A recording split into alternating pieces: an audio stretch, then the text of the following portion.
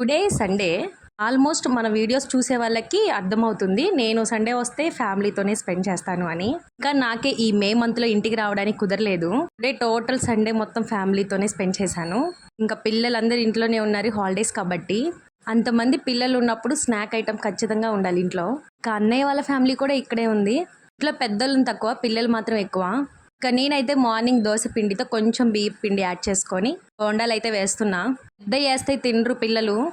చిన్ని బోండా అంటే కొంచెం లైక్ చేస్తారు. ఫ్యూచర్లో కొంచెం ఏజ్ అయిపోయాక పునుగులు బజ్జీలు వేసుకొని బతికేయాలనిపిస్తుంది. మీరేమంటారో కామెంట్ చేయండి. బోండాలు బాగానే వేస్తే బండి పెట్టేద్దాం. ఇంకా వంటలు చేయడం బాగా ఇష్టం.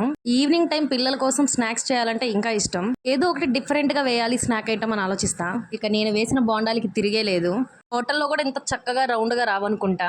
అసలు ఆ బోండాల పైన స్మూత్నెస్ కానీ అలా బోండాలు వేసాక రౌండ్గా రావాలంటే కూడా పెట్టి పుట్టాలి. నాకైతే ఒకటి చెప్పాలనిపిస్తుంది. మీ అందరికి చెప్పే అంత పెద్దదాన్ని నేను కాదు, అని నా వీడియోస్ చూసే వాళ్ళు నాకన్నా చిన్న వాళ్ళు కూడా ఉంటారు కదా, వాళ్ళ కోసమైతే ఒకటి చెప్తాను.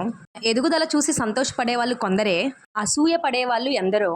కానీ మన విజయమే కొందరికి సమాధానము, మన మౌనమే కొందరికి శిక్ష. వెనక నుంచి మాట్లాడే వాళ్ళని పట్టించుకోకు, వాళ్ళు ఎప్పుడు వెనకే ఉంటారు. ఇంతకీ నా బోండాలు ఎలా ఉన్నాయో కామెంట్ చేయడం మాత్రం మర్చిపోవద్దు.